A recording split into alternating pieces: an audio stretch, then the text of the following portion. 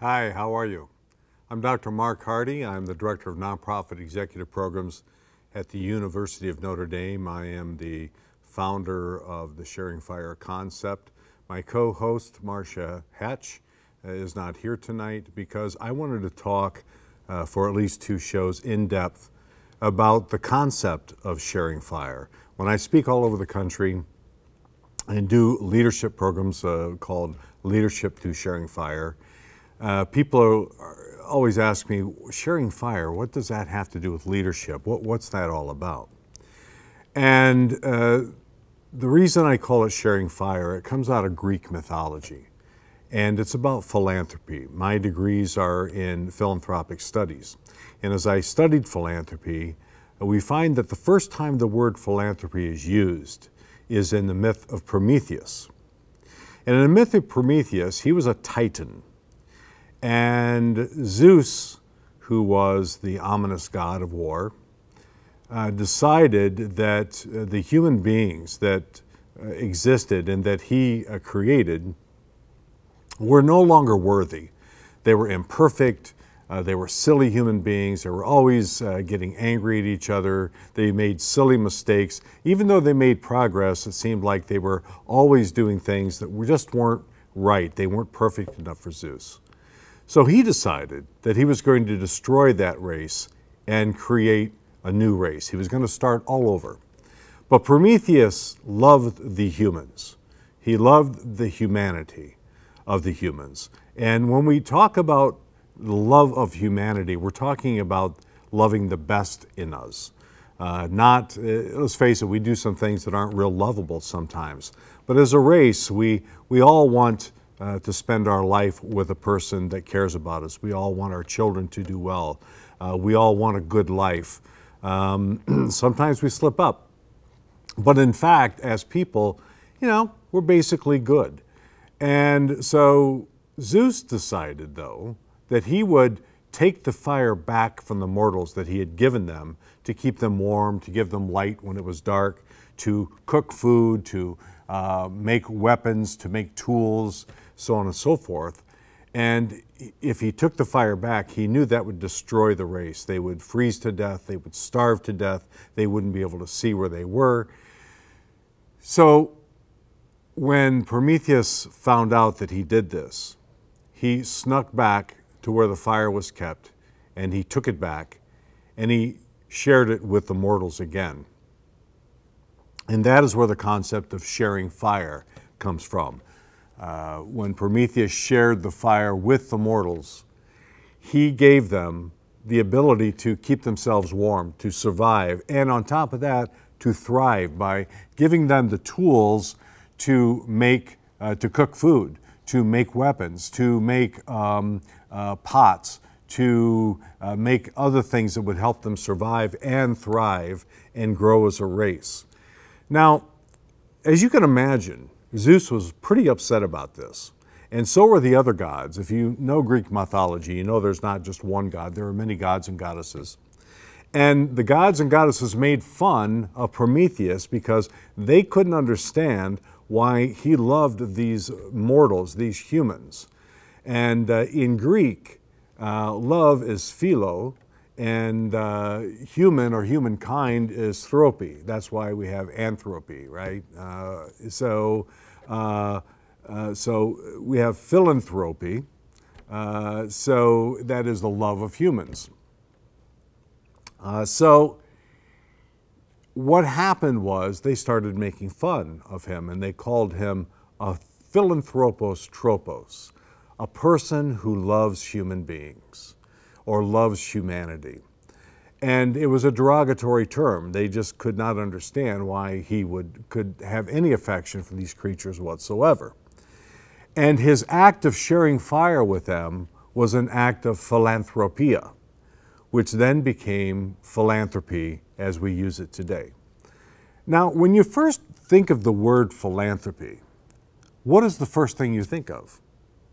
Well, I don't know about you, but I usually think of wealthy people giving a lot of money to social service agencies, or poor people or homeless shelters, people that need food, soup kitchens. Maybe they give money to arts organizations or hospitals or higher education institutions. But these are people of power and influence, and they have the kind of money that they can be called philanthropists. But when you look at the story of Prometheus, where the word philanthropy originated, you see that it had nothing to do with money. Nothing at all. It had to do with his love of humanity.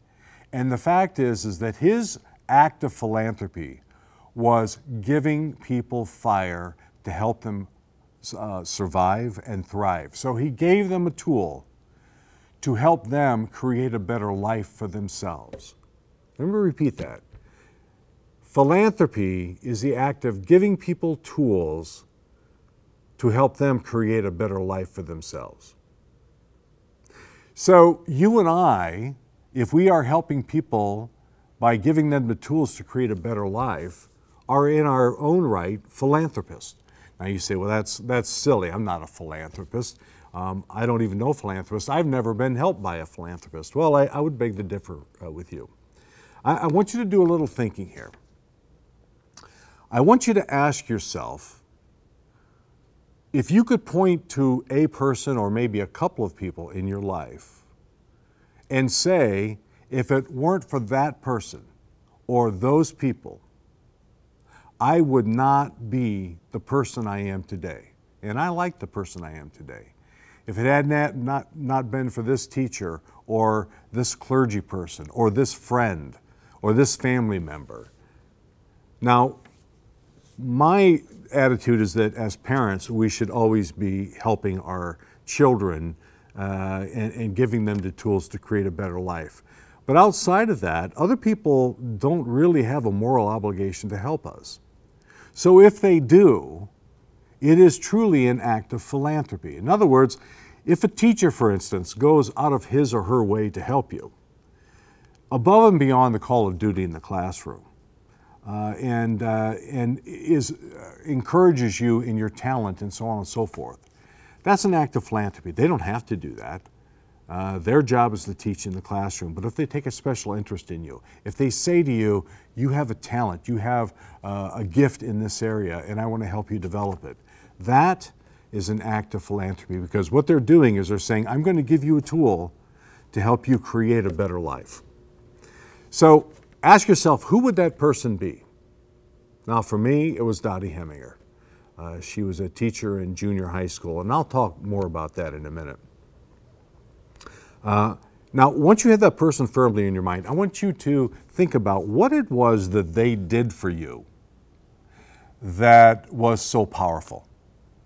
Did they take extra time with you? Were they encouraging to you? Were they perhaps the first person that recognized a special gift or talent? Did you stay after school and they helped you with something? Did they expose you to things that you had not been exposed to before that were kind of those turning points in your life? What is it exactly that they did? And once you have put that together, ask yourself, now how did that impact my life, and why did it impact my life? What was it about that moment or those moments that seem to stick out in my head? And usually these are things that you think about all the time. They're constantly popping up. You're constantly remembering these people and something they did in your past. Remember, these are people who had a positive influence on your life. We can always talk about the people who had the negative influence. These are the people who had a positive influence on your life. Now, once you've said, okay, this is what it did to my life, and especially up to this point, it might have been something that happened 20 years ago, but you can look back 20 years and see how, if this had not happened 20 years ago, you would not be where you are today. And where you are today is a direct relation to what happened with that person 20 years ago. Now what I want you to do, once you have thought all that through, I want you to put a value on that relationship and that experience. If you put it in monetary terms, how much would that interaction with that person, that relationship with that person, and the impact it's had on your life, how much would that be worth to you today?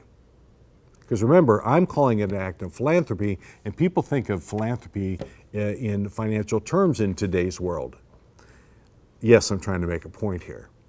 So, what value would you put on that? Difficult, isn't it?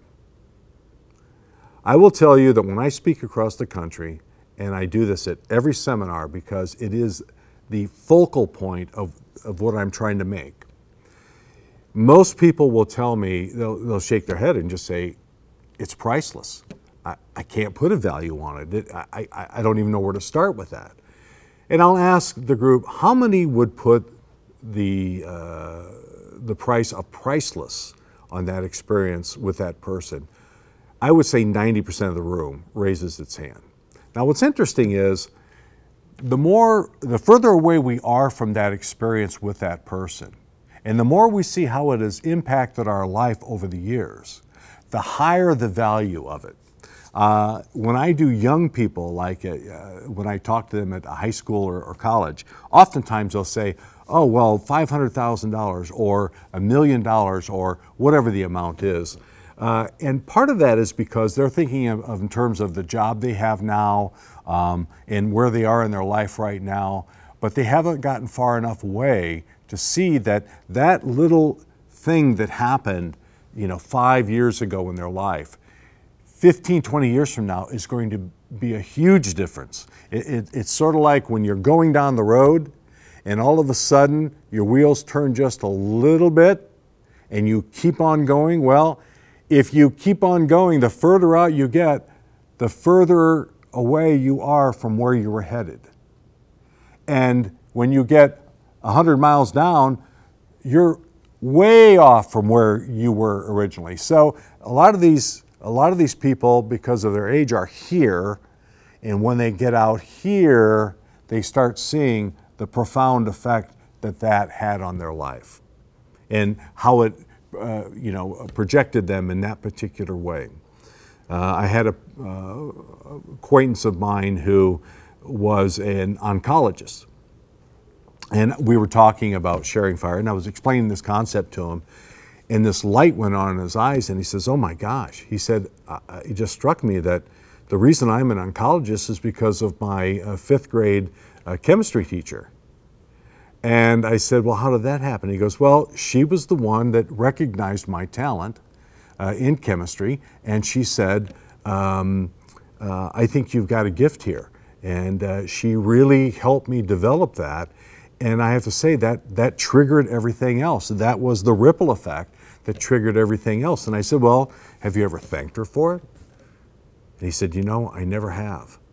And I said, well, you know what you ought to do is find her, call her up and thank her, because she probably doesn't know the effect you've had in your life. She was just doing what she does. She was just doing her act of philanthropy. So in my particular case, my story is that when I was in 5th grade, well, actually before that, growing up, I grew up out in the middle of nowhere. I grew up in Granger, Indiana, in the middle of a soybean field. My nearest friend was a mile away. My nearest neighbor was a mile away. And so I spent a lot of time alone. I had 2 sisters, but no brothers. And my father was an encyclopedia salesman. So I decided one summer before my, I think it was around 4th grade, that I was going to read the encyclopedia from A to Z, just to occupy myself. Well, I didn't make it all the way through, maybe about halfway. But I can tell you that aardvark is the first subject in the encyclopedia. But after I read all that, I had a pretty good grasp of language. And so in 5th grade, I loved to write stories in my own time. I loved to read. And in 5th grade, I was asked to write a 3-page story. It was a class assignment, and I was so excited. I spent all kinds of time on it. I wrote this 3-page story. I handed it in. And a week later, the teacher, and I'm going to call him Mr. Smug, it's not his real name, but he said, Mr. Hardy, I'd like to see you after class. And I was so excited because I knew that he was going to tell me what a brilliant piece it was. And I'll never forget, he was leaning back on his desk like this, and he had his feet up on his desk. And he said, Mr. Hardy, I'd like to know who wrote that paper for you. And I said, excuse me? And he said, I want to know who wrote that story. And I said, well, I wrote it. And he said, no, you didn't write it. And I said, well, why do you think I didn't write it? He said, you know, I just want to know who wrote it because I know you didn't write it. And we went back and forth. And I said, please tell me why you think I didn't write the story. And he said, because, young man, no one in 5th grade knows how to use the word whom correctly in a sentence. And I was devastated. And he simply would not believe me. Because I was very good at my grammar, he just assumed that somebody else had to write that for me. He never asked, you know, if I did a lot of reading or anything like that. So for the next several years, I flew under the radar. I underperformed. I wasn't going to show off because the last thing I wanted is for a teacher to accuse me of cheating. So I became an underachiever. When I hit 8th grade, Dottie Heminger caught me. She was my English teacher and my history teacher.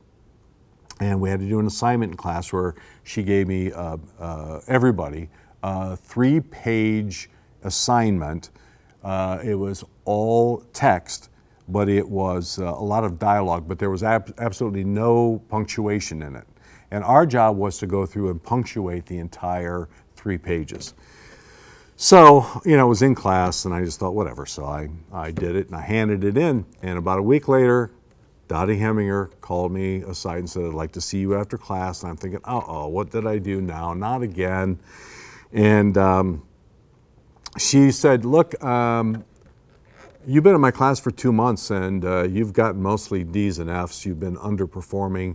She said, and then we do this assignment in class where you are to punctuate 3 pages of text that has a lot of dialogue in it, and you got 100%. You aced it, and you were the only person in the class that did it, and you were the first one to turn it in, and I know you didn't cheat because I was watching everybody in the class and we did it in the classroom. So this tells me that you're not stupid because I started to think you were, but it also tells me that you're very, very lazy, and I'm going to make your life a living hell. I'm going to push you and push you and push you until you achieve your potential. And I was stunned. And sure enough, I spent 2 years with her. She was that, what we call the trim tab, the part of the boat that makes the boat go a certain way. She was that person who gave me a shift here that I ended up out here. If it hadn't been for her, I wouldn't be a professional speaker, I wouldn't be a professor today, and I wouldn't be speaking to you. Because of her, and her sharing her fire with me, I would not be the person I am today. And you have people in your life like that. Now, here's the interesting thing about this sharing fire concept. Sometimes you share your fire when you don't even know it. Because you just do what you do, and you don't realize that other people are watching. They are keeping an eye on you because they respect you, they admire you, and there are things that you do that you don't even realize you're doing that they pick up on. So whether you want to own up to it or not, you are influencing other people. Now, you may be influencing them negatively, you may be influencing them positively. My mission in life is to encourage people to share their fire with people in a positive way, to help people create a better life by giving them the tools, by giving them what I call personal empowerment philanthropy. That's right, PEP, P-E-P, personal empowerment philanthropy. Now, the reason this is important is because the fact is that most people who have talents and gifts do not know that they have a talent or a gift. That's true. Now think about it. If you do something exceptionally well, chances are that it comes very naturally to you. And because it comes very naturally to you, you don't have to work very hard at it. And because you don't have to work very hard at it, you don't think it's that big a deal. I can't tell you the number of people who are musicians or singers who are naturals. I mean, people who have never had a lesson in their life, never had a voice lesson, never had a lesson on an instrument, who could pick up any instrument and play it, who when they opened their mouth, it was just amazing what came out. Now, I am envious because even though I sing a little, and I mean very little, and I do play instruments, I don't have that natural talent to just pick it up and go. I have to really work at it. And I say to some of these people, wow, you have a gift, you have a natural talent. And I go, oh, it's not that big a deal, really. And I say, no, it is that big a deal. You don't understand. Not everybody can do what you do. It's hard for them to comprehend that they could have a gift. I know you've seen people who are artists, who can draw, and they draw beautifully. I have a child like this, my daughter Ashley. I have another daughter who's a phenomenal actress. And they've always had this talent from a very young time in their life. Now, that's one of the things you have to think about is this starts at a very young time in your life. These gifts, these talents, when people start saying to you, wow, you have a gift for this, or wow, you're really good at that, and you start hearing that over and over again, you can't dismiss it. Now, for those of us who are saying these things, we have a responsibility to get it through to them that you are special. You are gifted in these areas. You need to develop this. I'm going to help you. Why? Because they don't believe it. So our goal should be to believe in others and their gifts more than they believe in themselves. Because that's what Dottie Heminger did for me. You know, my self-confidence was shattered. I didn't do a lot of writing after that incident. But she saw something in me and she said, I'm not going to let it go. We're going to do this. I mean, she had me writing poetry. I wrote over 100 poems in her class. I was writing newspaper articles. I was writing essays. I eventually went on to be in theater and go into speech team with another teacher of mine, Bill Riblett, who saw my acting abilities and said, and my speaking abilities and said, I like that, let's go. And that's another story that I'll talk about in part 2. This is, by the way, just part 1. Part 2 will be coming up soon enough. But it's important that we understand for ourselves and for other people that being naturally talented is not enough. People have to recognize it. You have to recognize it. You have to accept the gift. You can't reject it just because you're embarrassed by it or you don't think you're that special. We're all special. We have special gifts. The question is, what are those gifts and how do we develop them? Because that is the key to helping people create a better life. So as we move through life, we need to constantly think in terms of how do we want to be remembered? And sharing your fire with other people is the one way people remember you. I guarantee you that I will never forget Dottie Heminger or Bill Riblett or some of the other mentors in my life. I will never forget them. And the fact that I'm talking about them now, their legacy ripples on because I'm now sharing it with you. And it is affecting you in some way. So us doing the act of going out and the ripple effect of that is very, very powerful. And the fact is that it is the only thing that is left when we're gone. You know, we can make millions of dollars, but quite frankly, if you look at around the people that are wealthy, I don't know about you, but I mean, I'm kind of jealous of people who are wealthy, but I can't say that I respect them like, wow, I wish I could be like them, except that I want their money. I look at Donald Trump. Donald Trump's got a lot of money, but I don't really want to be Donald Trump. You know, Bill Gates has got a lot of money, but I'll never be a Bill Gates. But what I like about Bill Gates is that he's a philanthropist, that he cares about the world. Now, he uses his money, and that's fine. There's nothing wrong with using money to create a better world, to help people, to give people tools. But if you give people too much money, then they don't have tools. Now you're not doing tools, you're enabling them. So, and again, remember, if you said priceless was the value of this relationship, then it's it's more valuable than any amount of money that that person or any other person could have given you. If they would have given you $1 million, it would not have been as valuable. So we can be philanthropists in the biggest way, in the most valuable way, just by being ourselves and encouraging others, giving them what I call personal empowerment philanthropy. And we can do it in our workplace, we can do it in our families, we can do it with our friends, we can do it with strangers. So I want you to think about it as we go through. As we get into part 2, we're going to get into a little bit more of this. I'm going to tell you a couple more stories about the ripple effect and how my life has been affected in a negative way, which turned into a positive way, which then helped other people in a positive way. And also about the way that my life has affected people that I had no idea. And I will bet you that if you live long enough, and maybe some of you have already experienced this, that you will have the experience of somebody walking up to you saying, you know, 5 years ago you said this or you did this, and it changed my life. Now, what's weird about that is you may not even remember this person.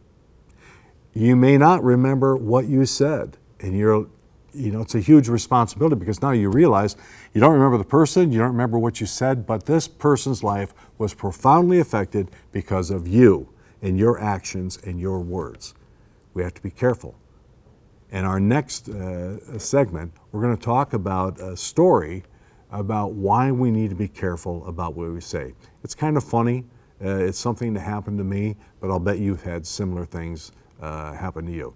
So I'm Marc Hardy with this segment 1 of What is Sharing Fire All About? We'll see you in the next segment.